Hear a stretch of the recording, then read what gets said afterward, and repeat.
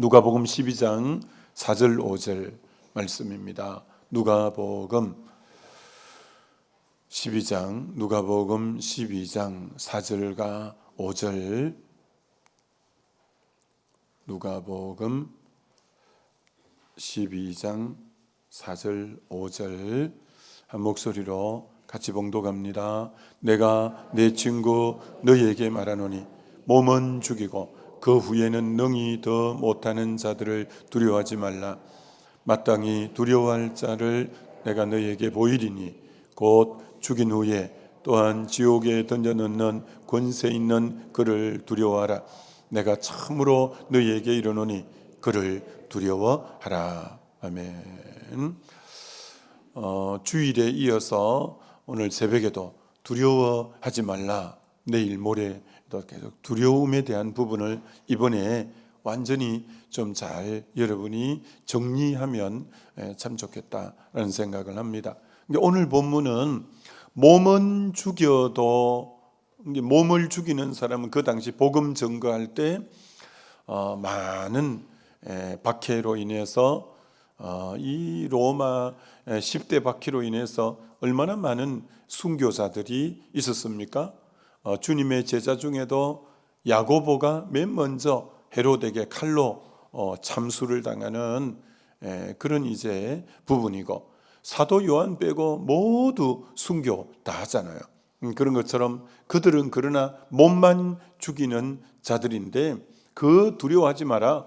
진짜 중요한 것은 영혼을, 우리는 이제 몸과 영혼으로 구성되어 있으니까 영혼을 지옥 불못에 던져 넣는 진짜 두려워해야 될 대상은 하나님이시다. 오늘 그 말씀이에요. 사람 두려워하지 말고 하나님 두려워해야 된다.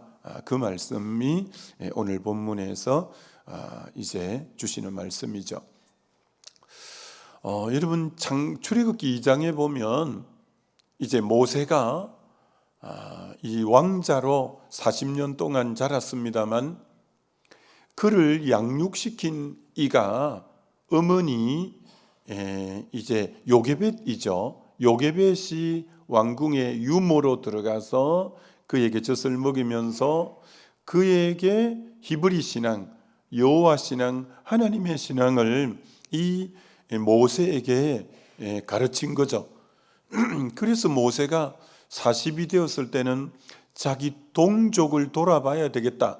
이 마음들은 어머니로부터 받은 신앙교육의 영향이라고 할 수 있겠죠. 그래서 자기 동족을 나만 이렇게 호요시켜서 되겠냐. 내 동족이 저렇게 지금 노예 생활을 하고 있는데, 그래서 자기 동족을 구해야 되겠다고 나갔는데, 그런데 애굽 사람이 히브리 사람을 치는 것을 보고 이 궁중학문 중에 무술도 들어있는 거죠. 왕궁에서. 그런데 그러니 얼마나 잘 싸우는 병기처럼 되어 있는 자가 모세니까 그 애굽 사람을 한 방에 치니까 그러면 죽은 거예요. 근데 문제는 그게 이제 발각이 되고 모세가 애굽 사람을 죽인 것이 바로의 귀에도 들어가고, 그래서 바로 왕이 두려워서 이러다가 내가 죽겠다. 그래서 그 길로 바로 왕이 두려워서 미디안 강야로 피하여 들어가게 된 거죠.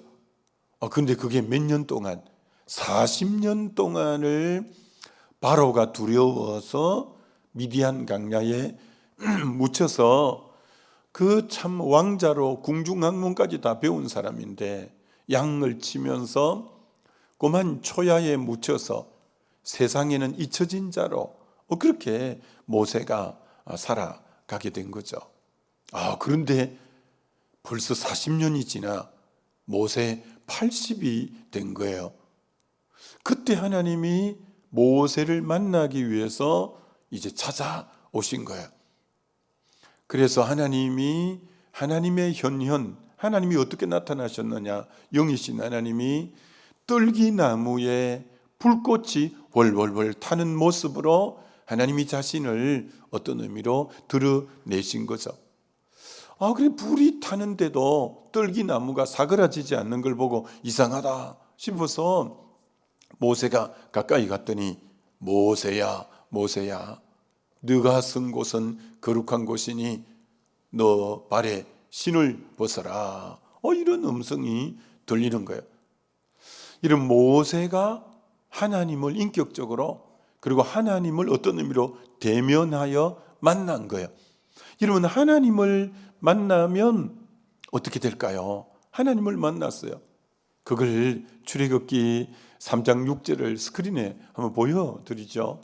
또 이르되, 하나님이 딱 그 떨기나무 가운데서 이런 음성을 주시는 거예요. 또 이르시되 나는 너 조상의 하나님이니 아브라함의 하나님, 이삭의 하나님, 야곱의 하나님이니라. 모세가 이제 하나님 배웠기를 두려워하여 얼굴을 가리매. 자, 하나님을 만난 사람이 첫 번째 반응이 두려워한다는 거예요. 왜 그럴까요?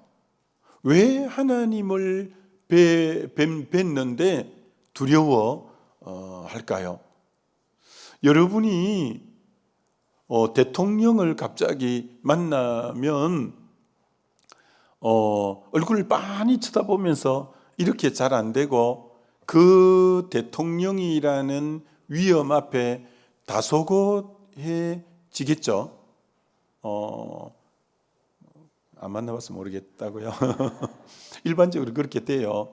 아무래도 그 위험 있는 분 앞에 있으면, 근데 하나님이야 거룩한 분이시고 광대한 분이고 전능한 분이니까 우리는 너희가 전에는 어둠이더니 라고 말한 것은 어둠이 빛을 만나니까 너무 두려운 거죠. 그리고 우리는 죄인이 너무나 거룩한 분을 만나고 위험 있는 분을 만나고 정말 전지전능한 분을 만날 때 나타나는 것은 그를 향한 이 두려움을 경외라고 하는 거죠. 공경할 경자, 두려워할 회자. 정말 하나님을 진짜 바로 만나면 경외심이 확 생기는 거죠. 너무 그분의 거룩함과 위엄과 그 거룩함, 그 모든 것 앞에 참 초라한 자신을 대면할 때 그를 두려워하지 않을 자가 누가 있겠어요? 그래서 하나님을 만난 사람은 다 하나님을 두려워하게 돼 있는 거예요. 근데 이거는 경외라는 거예요. 경외. 저 조폭을 만나고 깡패를 만났을 때 두려워하는 그런 차원의 두려움이 아닌 경외. 너무나 공경스럽고 대단한 그 위험 앞에 내가 이제 두려워하는. 이사야 6장에도 우시야 왕이 죽던 해 이사야가 성전에 들어가서 하나님을 만나잖아요. 근데 하나님을 만난 사람은 한결같은 거예요. 화로다 나여 망하게 되었도다. 나는 입술이 부정한 백성 가운데 있도다. 왜? 그분의 그 거룩한 하나님을 만나버리니까 그 거룩한 하나님 앞에 자기가 너무나 부정하다는 걸 확 깨달아지는 거예요. 빛 앞에 자기가 너무 추하고 죄인. 그러니까 나는 부정한 백성입니다. 저는 이제 죽을 수밖에 없습니다. 하로다 나여 망하게 되었도다. 그러니까 하나님을 만난 사람은 자기 죄가 확 드러나고 하니까 그 위험 앞에 두려움에 떨게 되어져 있는 거죠. 모세가 베드로가 누가복음 5장에 그물을 밤새 던져도 한 마리도 못 잡았는데 주의 말씀에 의지해서 딱 던졌는데 2배에 가득한 물고기가 잡히는 걸 보면서 처음에 랍비라고 했는데 주여 이분이 메시아구나, 이분이 하나님이구나. 그 위험 앞에 너무나 두려워서 무릎을 바로 꿇고 나는 죄인이로소이다, 나를 떠나소서. 그분이 하나님이라는 걸 만날 때 모두가 보이는 반응이죠. 그 두려워함. 이게 굉장히 중요한 거예요. 하나님을 바로 만나면 경외심이 확 생기고 그 위험 앞에 두려워하는 거라는 거예요. 이게 너무 중요한 거라는 거예요. 자, 그럼 이게 왜 중요하냐? 그래서 모세가 조금 전에 하나님을 두려워했다고 했어요. 하나님을 두려워하는 순간 뭐가 사라지냐? 지금 모세가 미디안 광야 왜 가 있냐면 바로 왕이 두려워서 가 있거든요. 근데 지금 새로운 두려움이 하나가 생긴 거예요. 하나님을 두려워하는 이 경외심이 자기 마음을 완전히 사로잡은 거예요. 하나님을 두려워하는 마음이. 자, 그러면 뭐가 사라지냐? 그동안 두려워했던 건 다 사라져요. 그래서 이제 바로 앞에 당당히 가서 내 백성을 보내라고 이렇게 말할 수 있었던 것은 이제는 두려움이 사라졌어. 그러니까 하나님을 두려워하는 순간 나머지 모든 두려움은 이제 완전히 사라지는 거예요. 이거 대단히 중요한 원리예요. 하나님을 두려워함으로 나머지 모든 두려움이 사라지는 이 원리가 너무너무 귀한 것이라는 거예요. 그래서 모세가 아주 담대하게 바로 앞에 가고 자기 동족을 이끌어내고 이 힘이 하나님을 두려워하면서 다 나오게 된 것이라는 거예요. 자, 그래서 여러분이 이제 반대로 말하면 하나님을 두려워 안 하면 세상 모든 게 다 두려워지는 거예요. 하나님을 두려워 안 할 때 이것도 두렵고 저것도 두렵고 별 흉흉한 소식을 다 들을 때 두려움증이 모여 들게 돼 있는 거예요. 그래서 하나님은 자기 자녀들에게 하나님만 두려워하는 자로 세우기를 원하시는 분이 하나님이시다라는 거 여러분이 분명히 아셔야 돼요. 모든 두려움을 떨쳐버리는 원리는 하나님을 두려워하는 것. 하나님만 두려워할 때 나머지는 두려움에서 완전히 자유케 되고 평안을 얻을 수 있는 길이 하나님을 두려워하는 거예요. 이거 너무 중요한 거예요. 여러분 잠언 29장 25절을 보여드리면 사람을 두려워하면 올무에 걸리게 되거니와 여호와를 의지하는 자는 안전하리로다. 하나님 두려워 안 하면 누구 두려워하냐? 사람 두려워하는 거예요. 사람 두려워하면 올무에 덫에 걸린다는 거예요. 함정에 빠진다는 거예요. 사람 두려워하면. 그렇기 때문에 하나님이 외의 것 두려워하면 덫에 걸리고 올무에 걸리고 함정에 빠지기 때문에 다른 것 두려워하면 안 되는 거예요. 그래서 다윗이 사울 왕이 두려워서 사무엘상 21장에 아기스로 내려가서 더 심히 두려워서 함정에 완전히 빠졌잖아요. 그래서 겨우 미친 채 하고 겨우 구사일생으로 나오긴 했습니다만, 그러니까 다윗이 왜 올무에 빠졌냐? 사람을 두려워하니까 올무에 고만 빠지게 된 거예요. 왜 10명의 정탐꾼이 그렇게 올무에 빠져서 죽게 됐냐? 사람을 두려워한 거예요.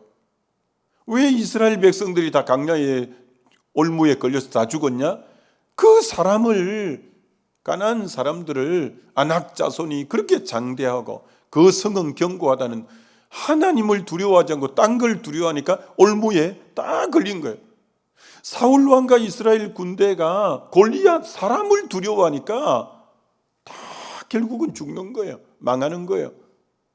그러니까 우리가 두려움을 없애는 것은 더 센 두려움인 하나님을 두려워할 때 모든 두려움에서 벗어나게 되는 원리.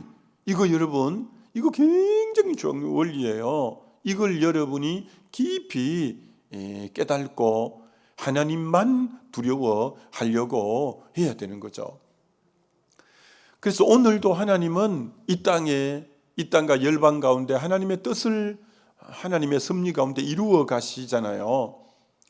그러면 하나님은 직접 하나님이 뜻을 이루어 가시는 게 아니라 하나님의 사람을 통해서 자신의 뜻을 이루어 가시는데, 그래서 오늘도 하나님은 사람을 찾으셔요.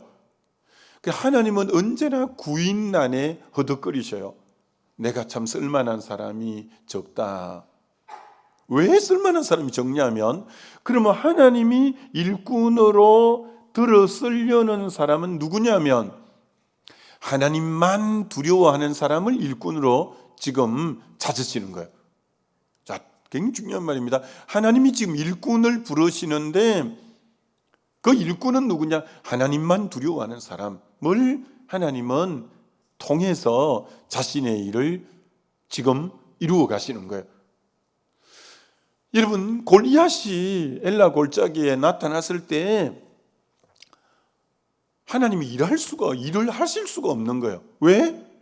사울 왕과 이스라엘 군대가 뭐 벌벌벌 떨고 있고 골리앗 앞에서 너무 두려워하고 있으니까 두려운 자는 못 쓰는 거예요.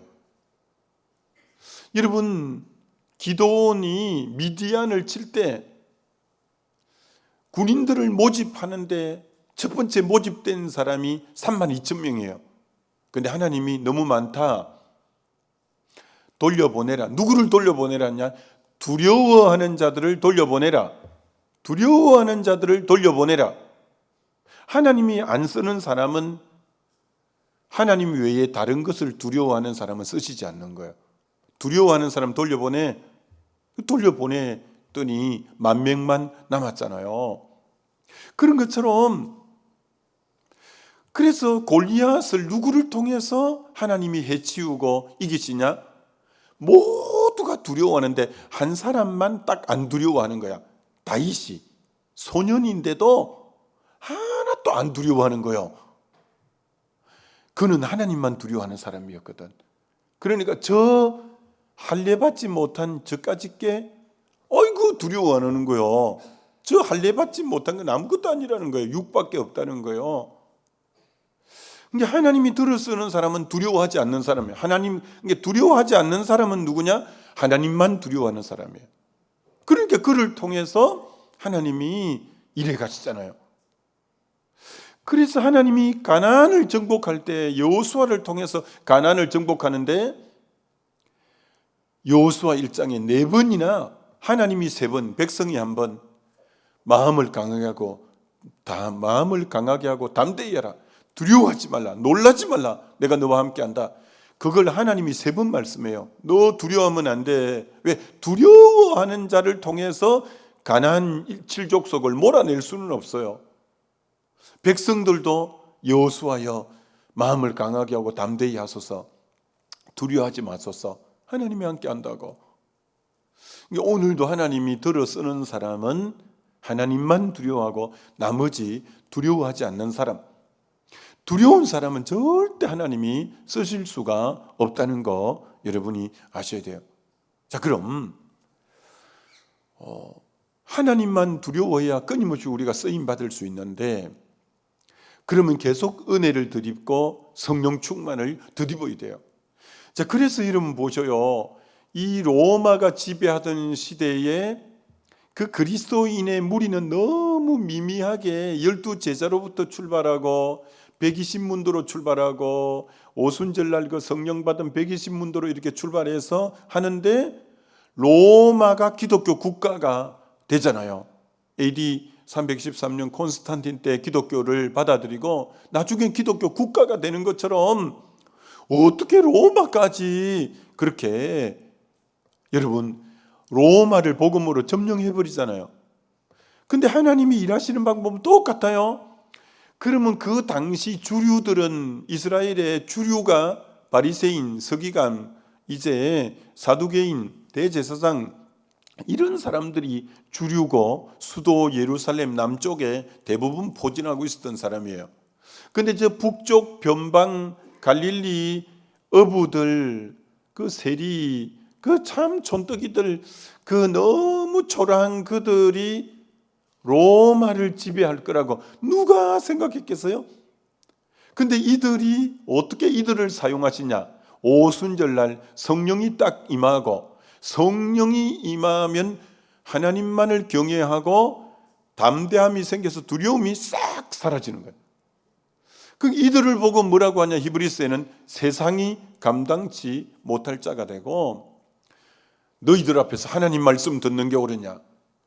사람 말을 듣는 게 옳으냐? 너희가 판단하라. 사내들의 공예, 의원, 입법, 사법, 행정권을 다 3권을 쥐고 있는 그들도 두려워하지 않는 거예요. 이 하나님 앞에 두려움이 없는 이 사람들을 통해 하나님은 세상을 정복해가고 예루살렘, 온 유대, 사마리아 땅끝까지 이르러 정인되는, 그러니까 하나님이 들어서는 사람은 두려움이 없는 사람, 하나님만 두려워함으로 나머지 두려워하지 않는 사람을 통해 하나님이 오늘도 자기 뜻을 펼쳐 가신다는 거예요. 굉장히 중요하죠.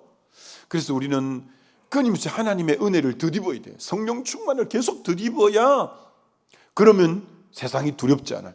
그 누구도 두렵지 않아요. 딱 담대함 가운데 딱 우리가 나갈 수 있어요.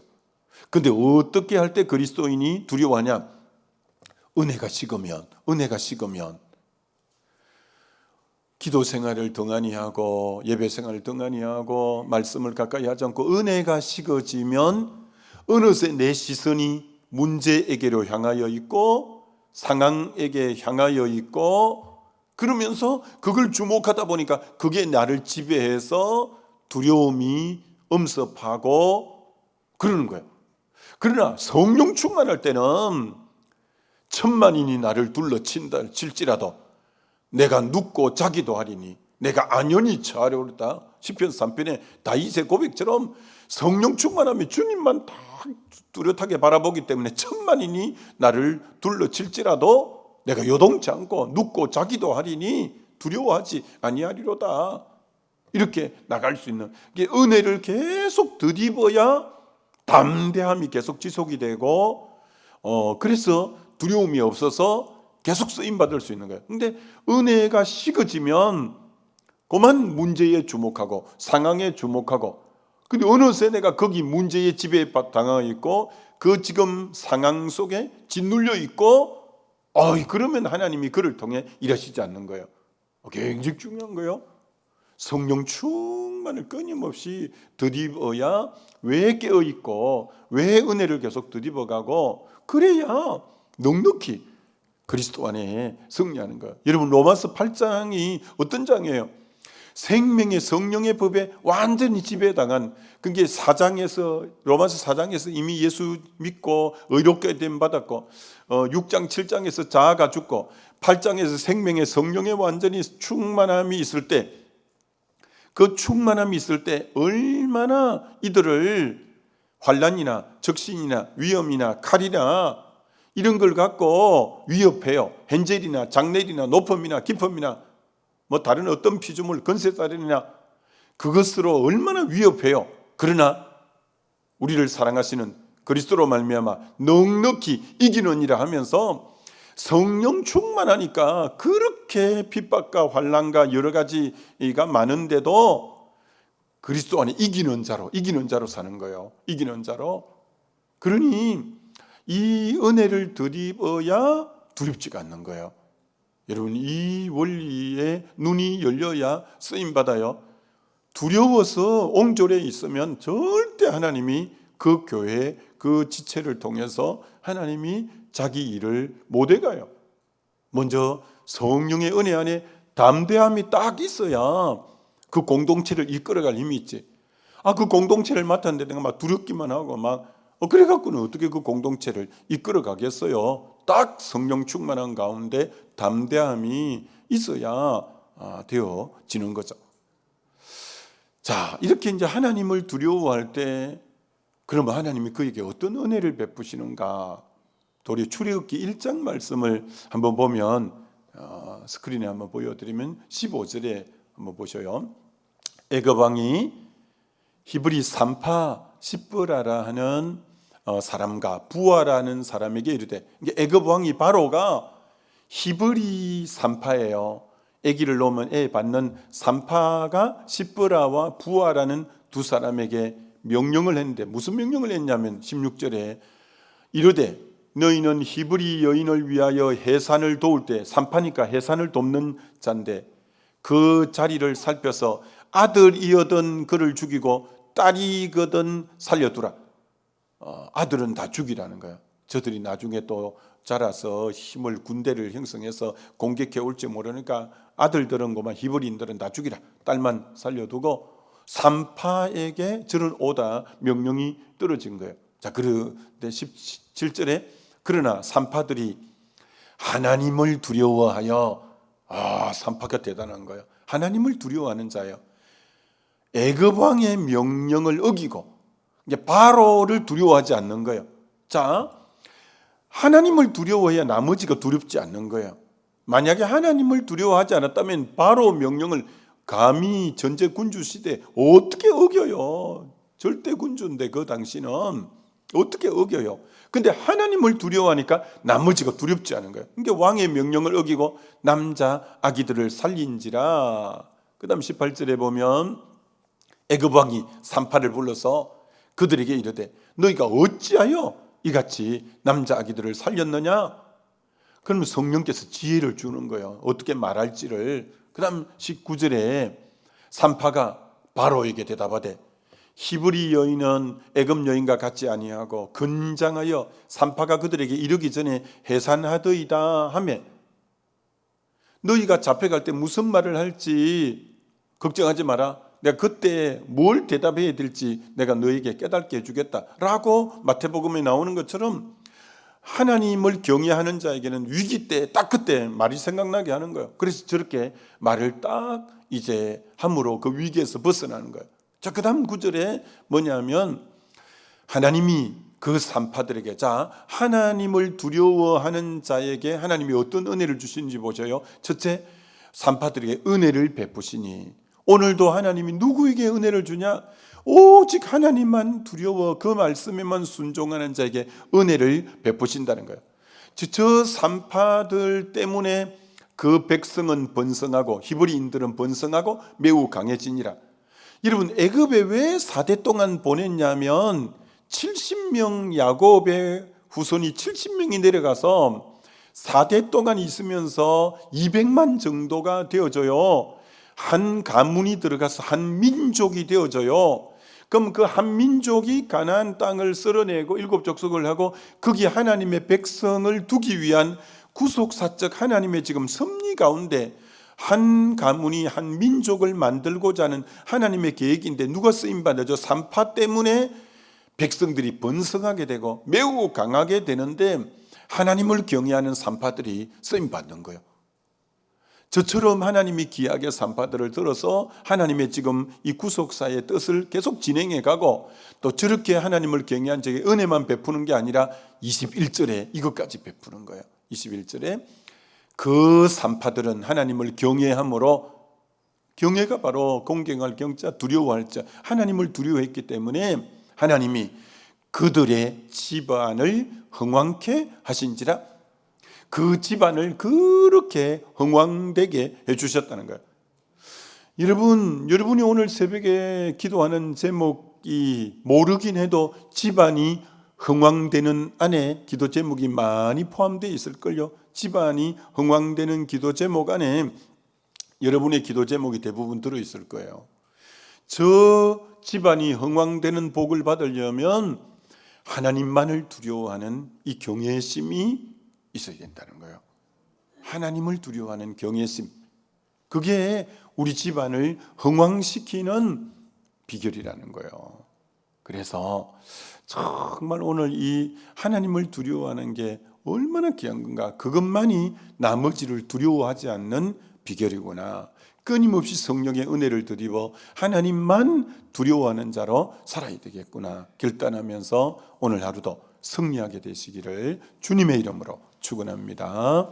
우리 시간 기도할 때 하나님 철저하게 남은 인생 하나님의 은혜를 덧입어서 하나님만 두려워하는 인생으로 살게 해달라고 주여 한번 부르고 기도합니다.